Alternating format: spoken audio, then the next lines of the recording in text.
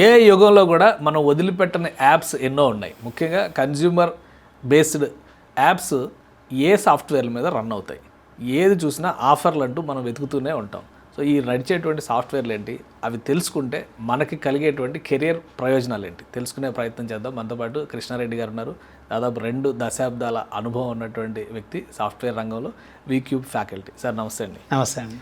Sir ఎక్కువ consumer oriented apps ఏవో చూసినా కానీ మనం ఇప్పుడు చాలా కనిపిస్తున్నాయి. ఫ్లిప్కార్ట్, అమెజాన్ దగ్గర నుంచి అన్నీ కూడా మనం రెగ్యులర్ యూసేజ్లో ఉండేవి.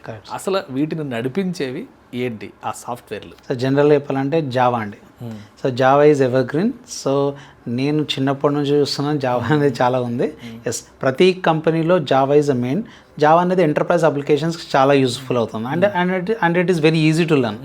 సో చాలా మంది ఇప్పుడు మొత్తం అంతా ఏ ఎఫెక్ట్ వలన ఇవన్నీ అవుట్డేట్ అయిపోయినాయి, కొద్దిగా గొప్ప కనిపిస్తుంది అంటే పైథానే, మిగతా సాఫ్ట్వేర్లు అసలు ఏమీ లేవు అని చెప్పారంటే అలా ఏం లేదు సార్. స్టిల్ జావాకి ఇంకా ఆ చరిష్మా ఉందా? I can say that Java is ever green sir. ప్రతి కంపెనీ, ప్రతి అప్లికేషన్ జావాతోనే రన్ అవుతాయి చాలా కంపెనీస్లో. సో జావా అనేది అంటే యూజర్ ఫ్రీగా ఉంటుంది అండ్ మోరోవర్ ఏ ఇంటిగ్రేషన్ చేయడం వల్ల ఏంటంటే జావా ఇంకా ఆప్టిమైజ్ అయిపోయింది, ఇంకా పవర్ఫుల్ అయిపోయింది. ఇప్పుడు ఎవరైతే డెవలపర్స్ కెరియర్ చూస్ చేసుకుంటున్నారో వాళ్ళు జావా ఈజ్ ఆప్ట్ అని చెప్పొచ్చు. సార్ జావా నేర్చుకోవాలంటే ఎక్కడి నుంచి స్టార్ట్ చేయాలి, అది ఎక్కడ ఉపయోగపడుతుంది మనకి? సో జావా నేర్చుకోవాలంటే డెఫినెట్గా అంటే ఒక స్టూడెంట్కి logical thinking is very very important. So ప్రతి ప్రోగ్రామింగ్ లాంగ్వేజ్ అంటేనే logical thinking. So logical thinking ఉంటే ఈజీగా ప్రోగ్రామ్ని వాడుకోవచ్చు. లైక్ బేసిక్స్ నుంచి నేర్చుకోవాలి. సో వీక్యూబ్ ఏంటి అంటే ఒక ప్రాసెస్ ఫాలో అవుతుంది. సో ఎవరైతే స్టూడెంట్స్ వీక్యూబ్లో వస్తారో వాళ్ళకి బేసిక్ లెవెల్ నుంచి అడ్వాన్స్ లెవెల్ వరకు చెప్తాం. So will start with very very basics, oops concepts అవ్వచ్చు, మల్టిపుల్ కాన్సెప్ట్స్ ఉన్నాయి. అది చేయించుకుంటూ ప్రాజెక్ట్ వైపు తీసుకెళ్తాం. ఒక నార్మల్ స్టూడెంట్ మా కోర్స్ ఎండింగ్ అయ్యే వరకు ప్రాజెక్ట్ బేస్డ్ అప్లికేషన్ రన్ చేసే విధంగా వీల్ ట్రైనింగ్ దెమ్. సో అసలు జావాలో ఎంటర్ కావాలంటే క్వాలిఫికేషన్స్ ఏంటి? ఇప్పుడు బీటెక్లు చేసిన వాళ్ళు వీళ్ళే సూటబులా, లేదంటే ఆ లాజికల్ థింకింగ్ ఉన్న వాళ్ళు ఎవరైనా ట్రై చేయొచ్చా? Sir any graduation sir. So companies they require graduation. So graduation అని చెప్తున్నా, అది బీటెక్ అవ్వచ్చు, డిగ్రీ అవ్వచ్చు, బీఎస్సీ అవ్వచ్చు, బీకామ్ అవ్వచ్చు, ఎవరైనా నేర్చుకోవచ్చు. But only the thing is కొంచెం లాజికల్ థింకింగ్ ఉంటే ఈజీగా అండర్స్టాండ్ అవుతుంది. అండ్ మోర్ ఓవర్ కాన్ఫిడెంట్ ఉండాలి. చాలామంది కోడింగ్ అంటే ఆ వర్డ్తోనే భయపడతారు. అలా కాకుండా ఎస్, కంపెనీస్ ఏంటంటే కొంచెం లాజికల్ థింకింగ్ ఉంటే ఈజీగా ఎనీ ప్రోగ్రామింగ్ లాంగ్వేజ్ ఈజీగా హ్యాండిల్ చేయొచ్చు. So where VCube is in perfect in that. Confident ఉంటే చాలు, will take care of that. వీక్యూబ్లో ఎంటర్ అవ్వాలంటే కూడా గ్రాడ్యుయేట్ అయిన వాళ్ళే రావాలా, లేదా ఇంట్రెస్ట్ ఉన్న వాళ్ళు అకాడమిక్స్ పర్స్యూ చేస్తూ కూడా ఇక్కడ కోర్స్ తీసుకోవచ్చా? సార్ జనరల్గా ఏంటంటే ఇప్పుడున్న సిచ్యువేషన్లో ఏంటంటే కంప్లీట్ అయిపోయాక వస్తే కెరీర్ గ్యాప్ వచ్చే ఛాన్స్ ఉంటుంది.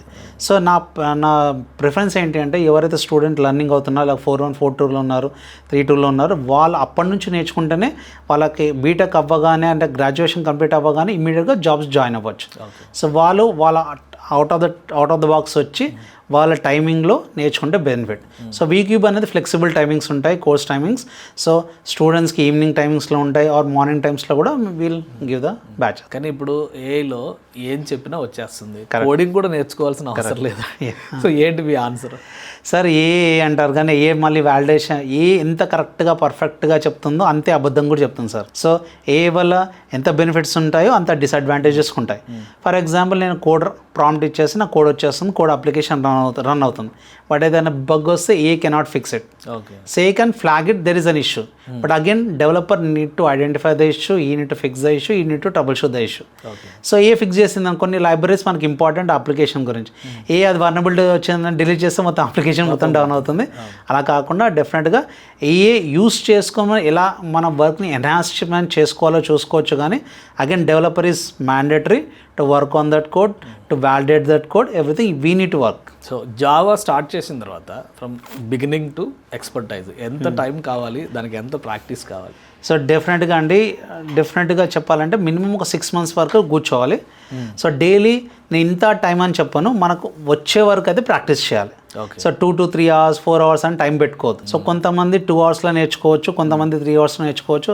నా ప్రిఫరెన్స్ ఏంటంటే మనకి ఆ టాపిక్ వచ్చే వరకు ప్రాక్టీస్ చేస్తే బెనిఫిట్ అంటాను.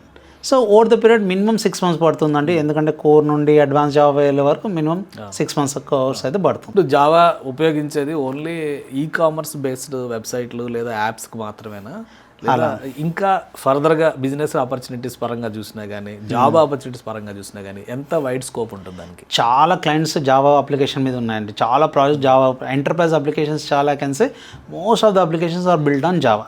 సో జావా డెవలపర్స్కి ఇప్పుడు కాదు అప్పటి నుండి ఇప్పటి వరకు అంతే డిమాండ్, ఎక్కడ తగ్గలేదు, ఇంకా పెరుగుతూ ఉన్నాయి. ఎందుకంటే బయట మార్కెట్ పెరిగిన కొద్దీ అప్లికేషన్స్ బిల్డ్ అవుతున్నాయి. అప్లికేషన్స్ కావాల్సింది కోడింగ్ కావాలి, దాంట్లో జావా ఇస్ ద బెస్ట్ అని ఐ కెన్ సే.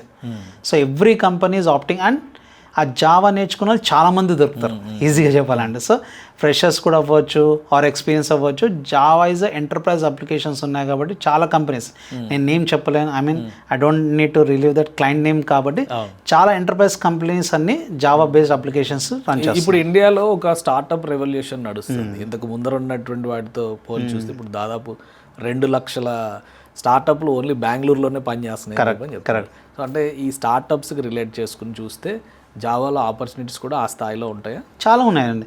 ఇప్పుడు ప్రతి కంపెనీ, ఇప్పుడు నేను నిన్ననే ఒక మీటింగ్ అయింది సార్. సో ఆ కంపెనీలో వెళ్తే ఫస్ట్ అప్లికేషన్ ఏ అప్లికేషన్ పైన వర్క్ చేస్తున్నారంటే ఫస్ట్ వాళ్ళు చెప్పింది జావా. ఓకే.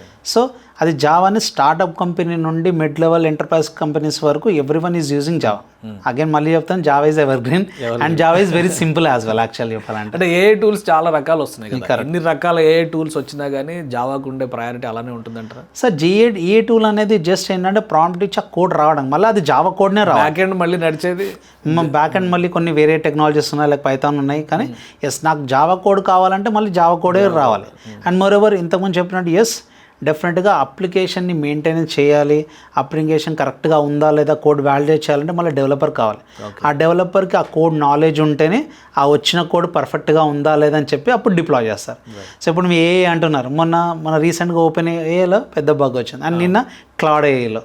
సో చాలా ఇష్యూస్ ఉన్నాయి. కంపెనీస్గా ప్రాక్టికల్గా చూడాలంటే రియల్ టైంలో మనం ఏ గురించి మాట్లాడుకుంటున్నాం కాబట్టి చాలా ఎంటర్ప్రైజ్ కంపెనీస్ ఇంకా ఏని ఫుల్ ఫ్లెడ్జ్గా ఎక్కడ యూస్ చేయట్లేదు.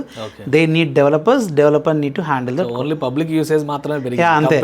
ఏ బజ్ అయిపోయింది నిజంగా చెప్పాలంటే. ఎస్ డెఫినెట్గా ప్రాక్టికల్గా ఎస్ ఏ అంతా యూస్ చేయట్లేదు, బికాస్ సెక్యూరిటీ మ్యాటర్స్ ఉంటే చాలా ఉంటాయి. మేబీ ఫ్యూచర్లో ఫుల్ ఫ్లెడ్జ్గా రావడానికి ఇట్ మే టేక్ టైం అవ్వచ్చు. సో ఇంతకుముందు క్లౌడ్ కూడా అలానే అనుకునేవాళ్ళు. సో క్లౌడ్లో ఫస్ట్ సెక్యూరిటీ ప్రాబ్లమ్ ఉంది అని చెప్పేసి చాలామంది ఆన్ ప్రెమిసెస్ చేస్తారు. But over the period of time it may take time.